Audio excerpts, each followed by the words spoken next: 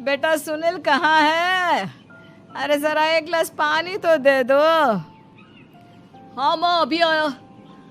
क्या माँ, पानी तेरे सर के पास ही तो रखा है, क्या हो गया है? तबीयत खराब है क्या? अरे नहीं नहीं, वो उठने का मन ही नहीं कर रहा था तो देखा ही नहीं। वैसे क्या कर रहा है? यहाँ बैठना मेरे पास। देख, मेरा जो कुछ भी है वो सुनील ही है, और सुनील का भी अब इस दुनिया में मैं ही हूँ और कोई नहीं। क्या सुनील? बिल्कुल माँ, लेकिन आज से ममता भी मेरे जीवन का अहम हिस्सा है, जैसे तू है। सास को बड़ा बुरा लगता है कि उसकी सल्तनत में कोई और हिस्सेदार कैसे हो सकता है। कैसे कोई और उसके 30 साल के बेटे की जिंदगी में अचानक से आकर बराबर का हिस्सेदार बन सकता है। देख बहू, मैं भले थोड़ा बीमार रहती हूँ, लेकिन इसका मतलब यह नहीं कि घर की चीजों में मेरा कंट्रोल खत्म हो गया है। मैं आज भी इस घर की रानी हूँ, समझी? बेटा सोचता है कि ये माँ को अचानक से क्या हो गया। कल तक जो माँ कहती थी कि जिंदगी का कोई भरोसा नहीं, वो अचानक से जंग के मैदान की झांसी की रानी कैसे बन गई? माँ क्या हो गया है? सब ठीक है ना? अचानक कैसी बात कर रही हो? ममता का आज पहला दिन है, स्वागत करो उसका। आसपास की आंटियों को बुलाओ, नई दुल्हन की मुंह दिखाए करवाओ। खैर, सास होने का फर्ज निभाती है और बाद में एक सहेली के साथ बाहर निकल जाती है। क्यों री बताया नहीं कि बेटे का ब्याह कर रही हो? वैसे तो सारा दिन हम ही में घुसी रहती हो। अरे मुझे भी तो अभी पता चला, यूं अचानक सर पर लेकर आ गया। कहता है बहू है माँ तुम्हारी। अब इसको भी इतना ही मैं प्यार करता हूँ जितना तुझे करता हूँ। लो जी, ये क्या बात हो गई?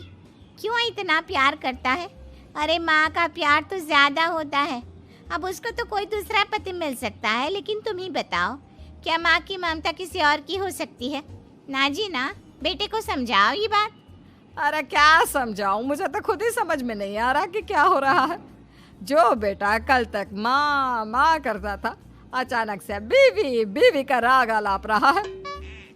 देखा, उसकी बीवी ना सुंदर और जवान है। सुंदरता के आगे तो एक से एक नहीं टिके, तो तेरा बेटा किस खेत की मूली है? सास को भी समझ में आ जाता है कि बहू की सुंदरता के आगे माँ का प्यार किसी काम का नहीं। उधर बीवी, ए जी, अम्मा जी सहेलियों को छोड़ने गई थी, अभी तक आई नहीं, हम देख आए क्या? अरे रहने दो ना, आ जाएंगी। कहाँ जाएगी, उनकी आदत है, एक बार जाती है तो पूरी पंचायत खत्म करके ही आती है। अच्छा ही है, खाना वाना खा कर गई होगी। छोड़ो ना, घूमेगी तो खाना पचेगा, नहीं तो ऐसे ही खाट पकड़ लेगी। बहू भी शांत हो जाती है। उधर सास सोचती है कि आज थोड़ा देर से ही घर जाती हूँ, जब बेटा परेशान होकर ढूंढेगा तब मजा आएगा। बीवी को खुद ही पता चल जाएगा कि माँ के आगे उसकी दाल नहीं गलेगी। लेकिन वहीं दूसरी ओर घर पर, ए जी, माँ जी अभी भी नहीं आई। हमको तो घबराहट हो रही है कि क्या करें, जाकर पता करें किसी के घर। अच्छा, कहाँ जाओगी ये भी बता दो। पहला दिन है तुम्हारा इस घर में और एक ही दिन में मोहल्ला छानोगी क्या? हाँ तो आप भी तो नहीं जा रहे हैं ना, हमको फिक्र हो रही है। अरे यार, ये रोज का है अम्मा का, खाओ और सो जाओ। बस फिर क्या था। बेटा बहू खाना खाते हैं और कमरे में सोने चले जाते हैं। उधर जब सास को कोई देखने नहीं आता तो वो हार कर घर आ जाती है, जहाँ वो देखती है कि सारे घर की लाइट्स बंद है। सास को गुस्सा आता है, बहू, ममता बहू कहाँ हो? लेकिन सारे दिन की थकी बहू को ऐसी नींद आती है जैसे किसी ने भांग की गोली खिला दी हो। वो तो नहीं उठती। उठकर आ जाता है बेटा। क्या बात है अम्मा, काहे चिल्ला रही हो? अरे सो जाओ ना, सुबह की थकी है बहू। वो सो रही है, जोर से बोलोगी तो नींद खुल जाएगी उसकी। माँ को गुस्सा आ जाता है। फिलहाल तो सो जाती है। सासू माँ गलती से गैस तेज रह गई थी और बर्तन जल गया, जिससे मेरा हाथ जल गया। हाय रे, कितना गंदा दाग, छी छी छी छी, मुझे तो उल्टी आ रही है तेरा गला हुआ मांस देखकर। तू ना मुझे अभी साथ से खाना मत लगाना। बहू भी खुद का हाथ देखती है तो उसे भी रोना आ जाता है। कुछ दिनों के बाद सास की सहेली आती है, बहू चाय बनाकर लाती है। उसके जाने के बाद सहेली कहती है, बहू की सुंदरता ऐसी है कि कोई भी दीवाना हो जाए। वैसे तेरे बेटे का क्या हाल है? अरे वैसा ही है, बहू के पीछे लट्टू। क्या करूं, कुछ समझ में नहीं आ रहा। मैंने तो बहू के चेहरे पर दिवाली के पटाखे की चक्री फेंक दी। उसका पूरा चेहरा जल गया। अब देखो ना रही सुंदरता, और ना ही अब मेरा बेटा उसे पूछता है। अरे अब तो वो उसे छोड़कर दूसरी भी देखने को बोल गया है मुझे। बहू सारी बात सुन रही होती है। आंटी एक बात बताइए, क्या भरोसा है कि दूसरी सही आए और आपके अनुसार रहे?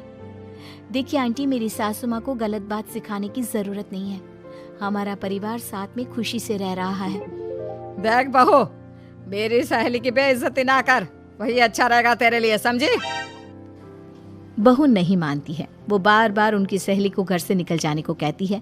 तभी सास की सहेली पास के चूल्हे से लकड़ी लाकर बहू के चेहरे पर लगा देती है। बहू जोर जोर से रोने लगती है। अरे ये क्या कर दिया? मैंने कहाँ किया, ये तो तूने किया। तू ही नहीं चाहती थी कि बहू बेटे के साथ रहे, भला मैं क्यों करूंगी? मैं तो चली, निपटो अब। बहू रो रही होती है, दर्द से चिल्ला रही होती है, लेकिन सास उसे डॉक्टर के पास नहीं ले जाती। तभी पति आता है। क्या हो गया ममता? ये दाग कैसे लगा? तुम कैसे जली? ममता कुछ नहीं कहती, बस दर्द से करा रही होती है। पति माँ की तरफ देखता है। हो ना हो माँ, ये पक्का आपका काम है। आप ही ममता से जला करती थी ना। देखना माँ, अब पुलिस आएगी, केस बनेगा, लेकिन पहले मैं ममता को अस्पताल लेकर जा रहा हूँ। सभी अस्पताल जाते हैं, जहाँ डॉक्टर ममता की सास से कहते हैं, आपने तो नहीं जलाया ना बहू को? अब ममता की सास के तो पसीने छूट रहे होते हैं। वो घबरा कर कहती है, ना ना डॉक्टर साहब, कैसी बात करते हैं? हम क्या जलाएंगे अपनी बहू को? डॉक्टर ममता के पति से पूछते हैं। देखिए, क्योंकि ये ससुराल में जली है तो मामला पुलिस का बनता है, तो आप पहले पुलिस को बुलाइए, तभी इलाज पूरा होगा। सास डर जाती है कि अब तो बच्ची जिंदगी जेल में ही रहना होगा। रहने दीजिए ना, पुलिस को क्यों बुलाना?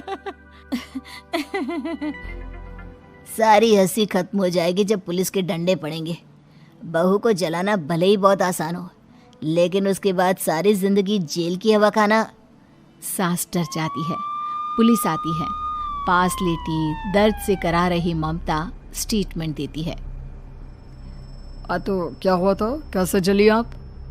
ममता पास खड़ी सास को देखती है। बेटी बताओ, कैसे जल गई तुम? ओए, काका का किरण वाली शाहरुख, चुप, बिल्कुल चुप। सास चुप। सभी इंतजार करते हैं कि ममता क्या बोलेगी। जी मैं खाना बना रही थी, लकड़ी उड़कर मेरे ऊपर गिर गई और मैं जल गई। सास बहू की बात सुनकर रोने लगती है। देखा माँ, कितनी समझदार है ममता। ये चाहती तो, हाँ बेटा, ये चाहती तो मैं आज जेल में होती। मुझे माफ कर दे, मैं आगे से अभी कभी ऐसा नहीं करूंगी। बहू के साथ मिलकर रहूंगी, मुझे माफ कर दे।